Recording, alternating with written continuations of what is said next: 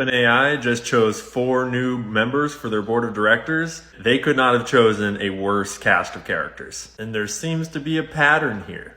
So yesterday they released this statement with their 4 new board members. First, we have Sue, the former CEO of the Bill and Melinda Gates Foundation, also a board member of Pfizer.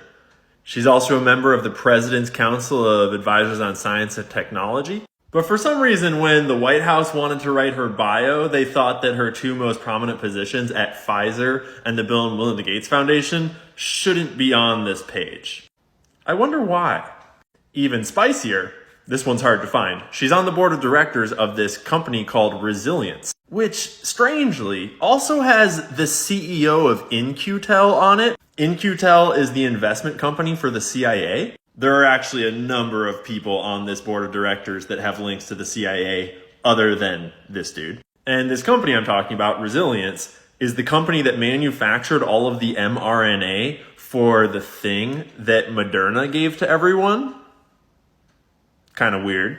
Next up is Nicole Seligman. Nicole's famous for being the president of Sony Entertainment, you know, the company that had some beef with Michael Jackson that we've recently talked about. She also previously worked at Paramount. She's a lawyer. And she's represented some interesting people, like Bill Clinton.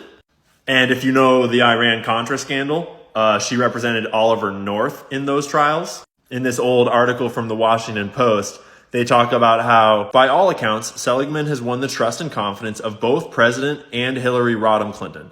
The First Lady thinks the world of her, says Mrs. Clinton's press secretary. Man, that's some high praise from a really great person. What a good endorsement. For those of you keeping track of how many Zionists are on the board of OpenAI, she's also Jewish.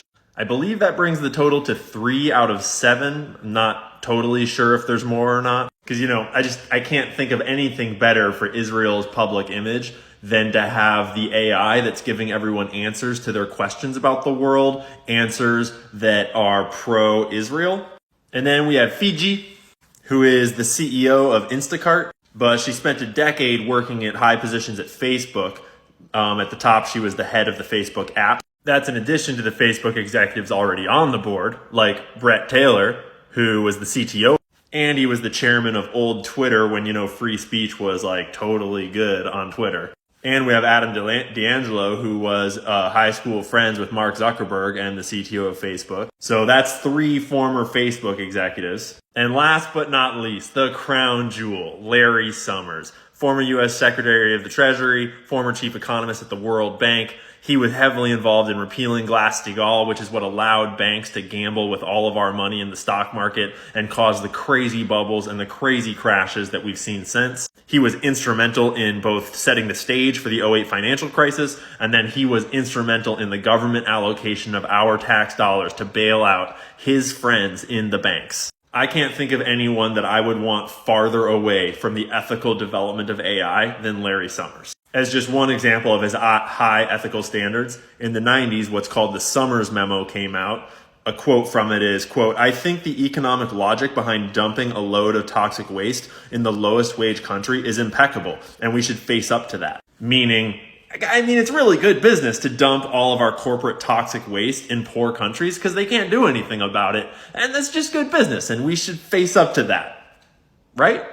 And then obviously Sam Altman is also back on the board, making a total of 7 people on the board of OpenAI, and I don't want any of them anywhere near the development of AI technology.